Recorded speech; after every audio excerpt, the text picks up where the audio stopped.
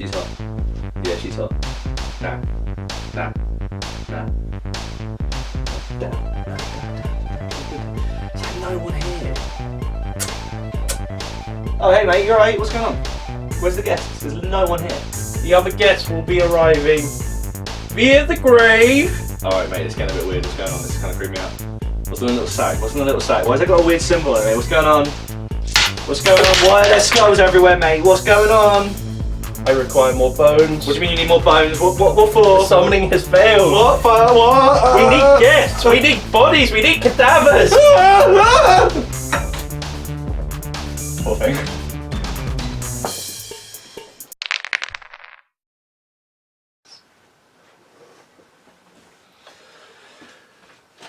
So Dead Man's Cabal is a party summoning game for necromancers, where basically you summon the dead. Ah, my necromancer. Hello there. Necromancers will do this by collecting a series of skulls and bones in order to raise the dead, which will eventually populate your party. Now, to explain how you actually go around doing this, I'm going to let Daryl take you to our ossuary.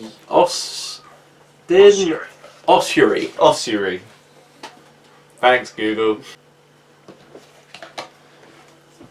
So, welcome to the ossuary. Now, the way the ossuary works is at the start, you go into the sack and you have a little rummage round and you pick out a skull. So I've got a red one here. Now, the way this works is you choose wherever you want to put it. So, for instance, you can put it top, middle, or bottom. I am going to go with... I'm going to go with the middle. So now what happens is all of the skulls in the middle line move along one. So all of them just shuffle along to the very end, and then you get to keep the one at the end. So for this case I've got the white one, goes into my pile. So what I get to choose and do now is spend one of my skulls for a private action. So I am going to use the white skull I just got given, pop him back in the bag as payment, and go to the scriptorium. So the scriptorium allow me to do stuff depending on what the name of the room does and the abilities it does it, but we'll explain that a little bit later. Right, now that's all done, I get to go to the public action. So the public action, using this little ram skull and the selection in the middle, you've got a line that is now in the middle, and depending on what is in there, if it's 2 of 1 or 1 of 1, whatever, you get to do the skills on there. So at the moment, because there's 2 golds in there, I have to choose gold. Okay, so with that I get to use the Enough. We'll find the correct way of pronouncing that later. So choose the gold, fine, get to use that. But because it's a public action, everyone on the board gets to use it as well. So there's a little ram skull which depicts on what you choose. So because we've gone to gold, next turn we can't use gold again. So it just works like that. Bing! Aha! So I see you found your way into my scriptorium. Scriptorium? Well, here, what you're going to be doing is acquiring runes for, well, summoning the dead for an extra bonus at the end. So you'll notice on each of these cards, at the very bottom of them, they have a couple of symbols. And this is where you come to actually fulfill those. So you've got a couple of options here. You can either take a bone from the supply. These are generally used as currency. They can be, you can take one of those and take 1 rune and you replace it with one of your lovely cubes, or you can spend 2 bones if you're lucky to have 2 bones, and you're allowed to place them on 2 different ones. This is particularly important when it comes to the oracle at the end of the game. But as such, after you've done that action, you can then spend as many bones as you want to take some of the special black runes from here. They don't really do anything extra. It's just a case of they're just extra runes you can buy, and you can buy as many as you have enough bones for. It's really useful, but it's one of those things that you'd rather take as a private action rather than a public one, because there's really no benefit in giving these actions away. Okay, now let's go and have a look at the next room. Athenaeum. Athenaeum. Okay, so now you meet me at the God damn it! Athenaeum. That one. So the way this one works is this is basically how you refill your deck. So currently I've only got 1. Okay, so what you can do is you can choose to take 3 bones from the pile, which is obviously how you use stuff to pay for things. So I could have those if I wanted to. I'm not going to. I could take one and a card. So again, nice way to get it and a bit of extra spending money. Or if you want to, you can put one back into the bone pile and take up to your hand. So currently as I only have one, I can have up to 5. So I'm going to take all 3 of these for the time being and refresh my next 3, and I will pick this next one. So now I have a full hand of 5. Obviously I can't go any more than that. I will now need to get some skulls to summon these guys. So now I'm going to have to go to the sepulchre. And now we come to the sepulchre. Sepulchre. And here you will be acquiring some skulls for your summoning purposes. You can either take 1 bone and 1 skull of your choice. You can pay 1 bone and take 2 skulls for whatever extra need you need an extra skull for. Or you can pay 2 bones for a grand total of 3 skulls. Every time you take a skull, you will be replenishing it from this bag just here. So I'll take that one. I will then take that one. And then I will take that one. Now we have all the ingredients you will need to go on to the sanctum. Welcome to my sanctum. Now, this is the way we're going to get this party started. We're going to use this sanctum to summon our undead boys, girls or dogs. Alright? So, look on your sanctum. You'll see there's some symbols on there depicting costs, as per usual. So everything costs something in this game. So, I've noticed that I have a couple of cards and a couple of bones that I might be able to get down on there, okay? So, the way it works is I can either place down 1 and take a bone, or I can spend 2 to put down 2 skulls. Now, for the purposes of this, I'm going to put a few more down just so, you know, there's some stuff there to summon on there. So, I've noticed that I've got enough skulls for this guy here. So I'm going to take 1 red, 2 white, and a gold. Now let's just say, like I say, they've already been paid for and we're going around a couple more rounds. So the way you can place them, there are some restrictions in a way. So you can't just necessarily go 1, 2, 3, and 4. Because they're not connected, they can't really work. So the way it works is each one would be connected via these lines. So this is a perfectly legal move, whereas the one I had originally, it's not. So, there's other little symbols on here which are these little bones. So if I was to place them down, say, on one of the bones, or all of the bones, I can now pick these bones up and add them to my supply. So again, it's a nice way to kind of gain a few more things if I need to pay for something later on. So, they're all mine now. And the way it would work is I can summon this little guy. So, my option is to summon 1 for free, and I would place him down and summon him. But let's say I have 2, which I do, that I could use to summon him. I would already have a black down there just because. I would then pay 2 bones, put them back in the pile, and I can summon 2 skulls. Undead people, sorry, not skulls. Now, the way this would work as a private action is on the actual cards themselves, they have a little triangle pointing to where some of these bones have got to go back in. So, for this case, it's a red and a white. So I take the red and I take the white. Put them back in the bag and they're gone. Okay, now let's say this was a public action. Let's say, for instance, these 2 were here and I had to take them away.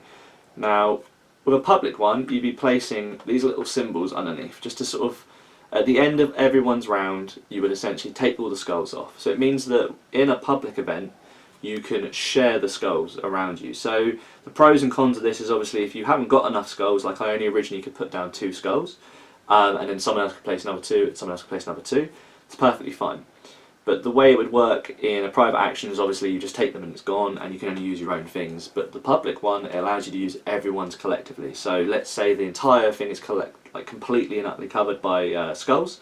It means I can pick and choose, like use some red ones from someone else's or use some white ones from someone else's.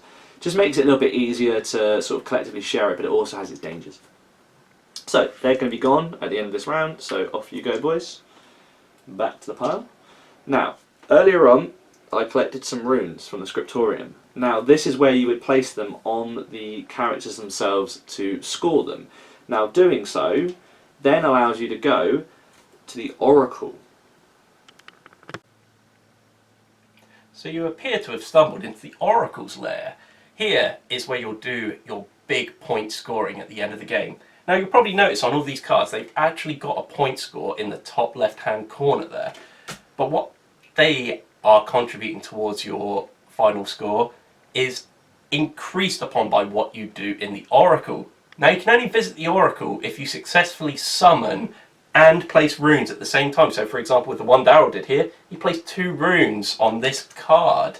Now, if you've got 1, it means you get to do 1 thing in the oracle. If you've done 2, it means you get to do 2 things in the oracle. If you've summoned twice and managed to put 4 runes down, in total, you get to place 4 cubes on here. I'll explain at the end why that's really significant. But what do these scoring things actually do? Well, just because you've placed a cube on it doesn't mean you're even going to score it at the end of the game. It's a real risk, because at the end of the game, only the top and second place players that place cubes on there, by the amount they've actually put on, will actually score, with more points going to the person who has the most cubes on a section compared to who has second place amount of cubes on a section, if that makes sense. So what do they all do? Well, you've got a black skull, a red skull, a white skull, and a gold skull on there.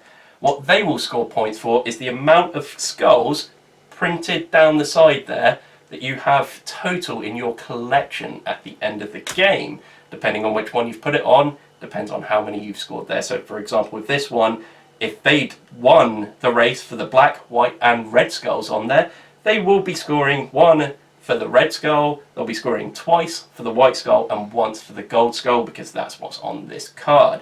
As for the other ones, you have the 4 skulls printed in 1 space.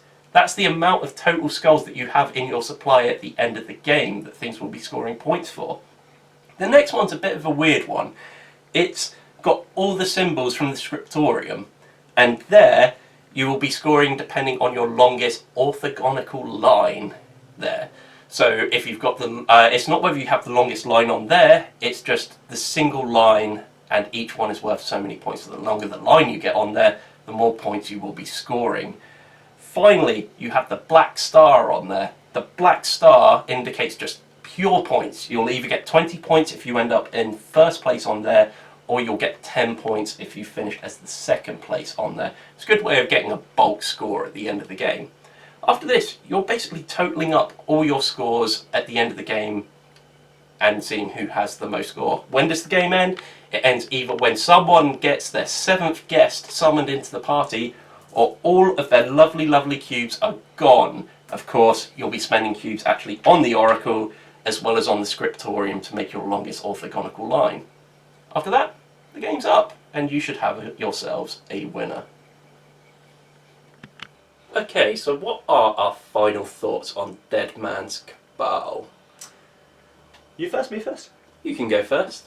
I really enjoy it. Now, it seemed to me when Stephen was explaining it first that it was going to be a little bit confusing, because obviously there's...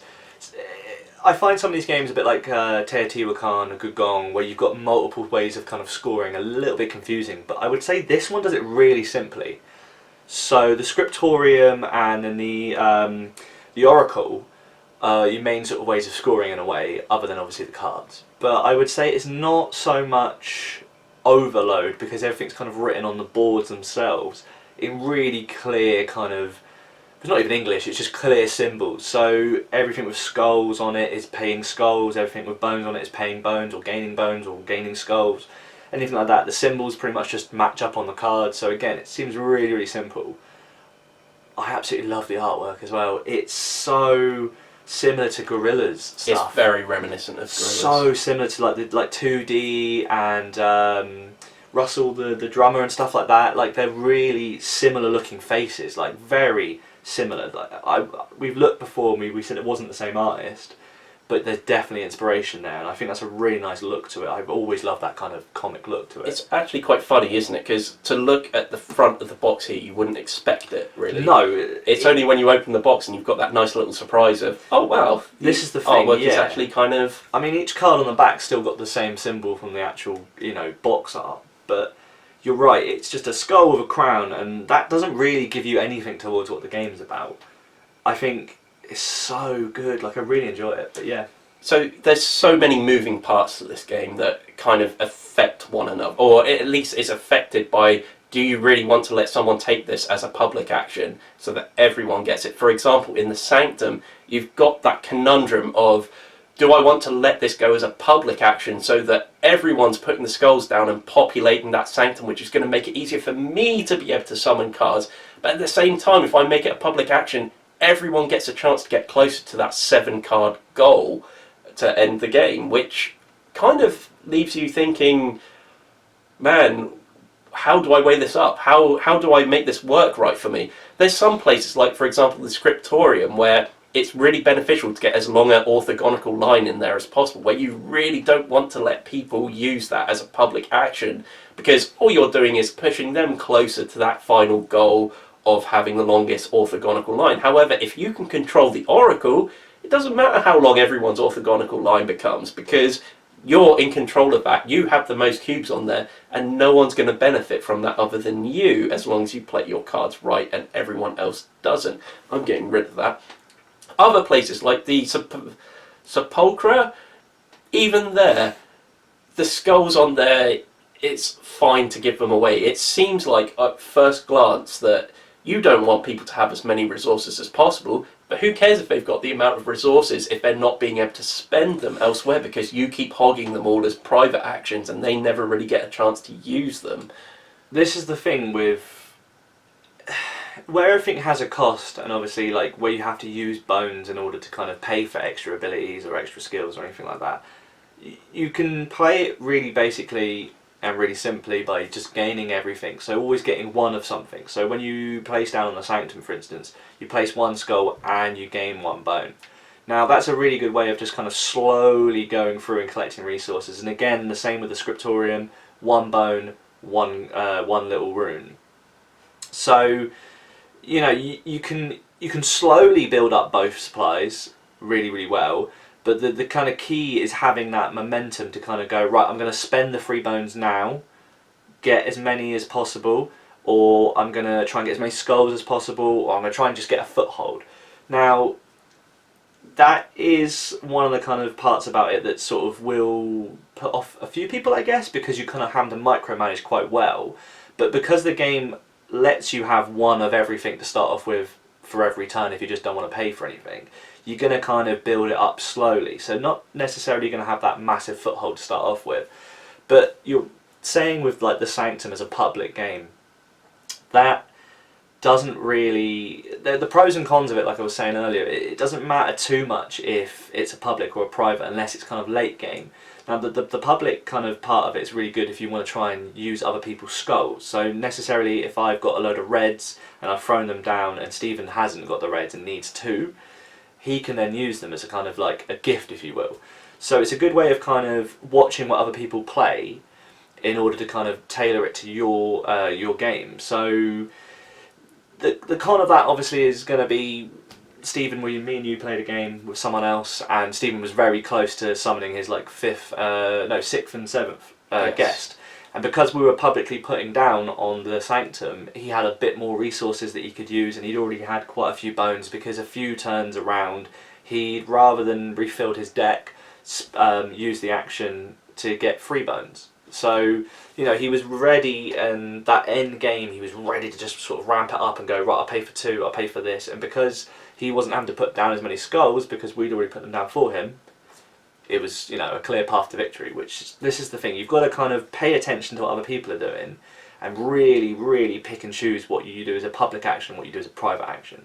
So if there was any criticism that I would have of this game at all, it's that there is a certain degree of analysis paralysis to this. Because there's so many moving parts in the game, and because you're keeping an eye on everyone else's play state, it means you will have turns where someone will be thinking long and hard about what they're actually going to do on their private turn. However, I think in a rather ingenious move, by making there be a public action as well, that kind of tempers it in a way. So you know that on every single person's turn, you will be allowed to do something. It may not be the thing you want to do, but you can still do something. So that kind of keeps the flow of the game moving very, very nicely. I think as well the interesting mechanic of blocking out the same public action. So using the ram skull depending on what you chose. So let's say we did the sanctum. The next time round we can't use the sanctum.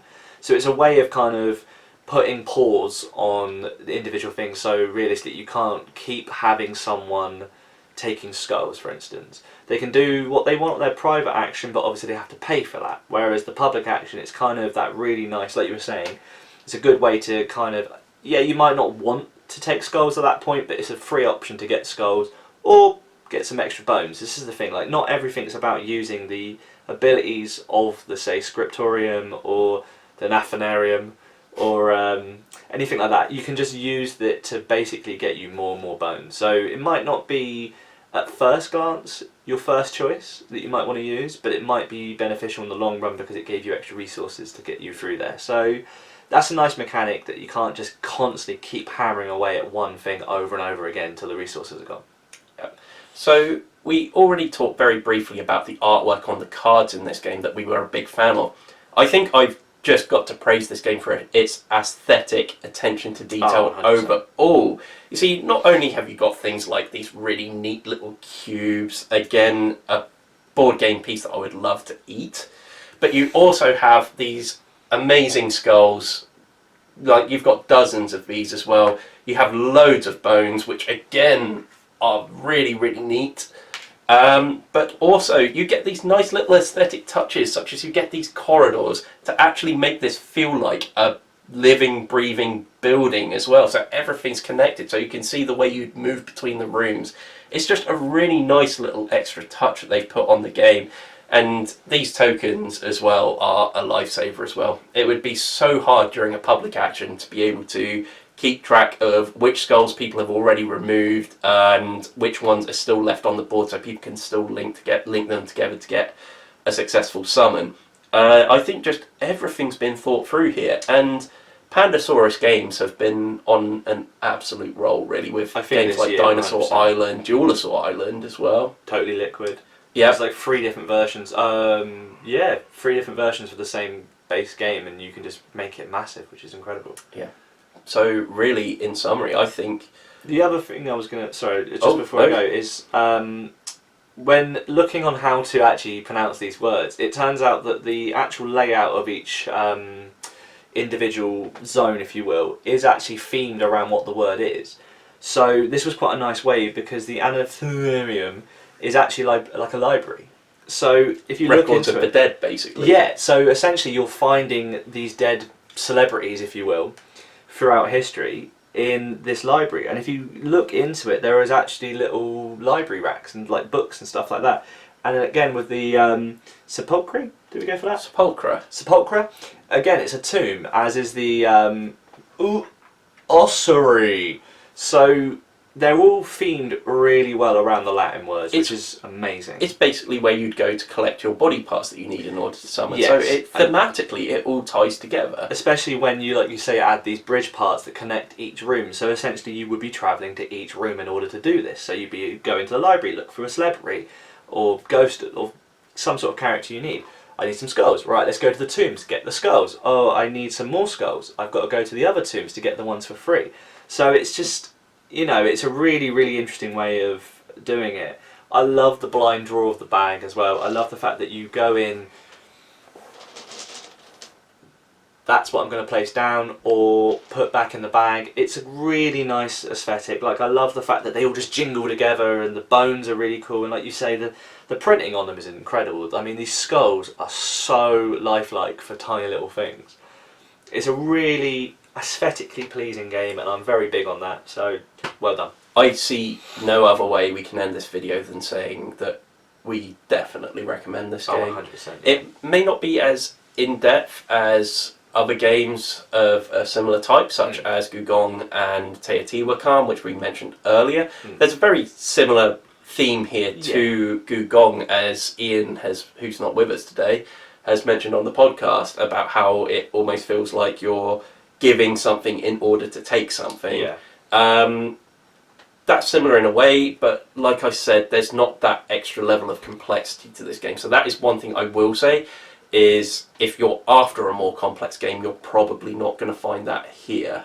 But with that, this is a little bit of an easier game to bring out in parties. So Definitely. it doesn't need as many rules as, say, Gugong would need for clarification.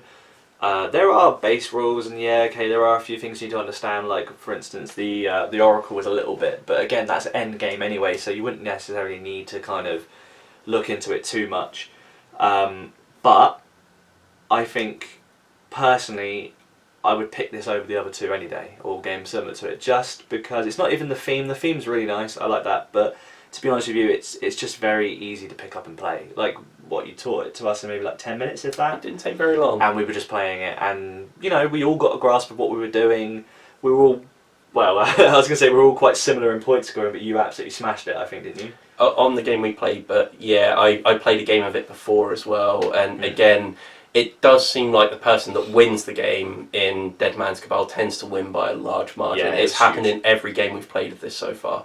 Apart from that, I think all that's left to do is to thank our Patreons who voted for this to be our next We can game now we finally review. say Patreons. Patreons. There are plural. Yes, and I especially want to thank them for choosing a spooky game for Halloween. Yes, very thematic. So they did very well there. Guys, you done good. Okay. You're doing good, boy. So if you would like to be one of those patrons, you can find us at patreon.com/everybodydice. We do a newsletter. Like I said, we have the monthly review poll. And we've got a couple of plans for it in the future as well. Yes. So if you would like to follow us on our social medias, you can do at Everybody Dice if you want to follow us on Twitter, and at Everybody Dice Show on Instagram. You can find all of our stuff in one place at everybodydice.com. Apart from that, I think that's it. this is it. So thank you very much for joining us, and have a happy Halloween. Until next time. Bye!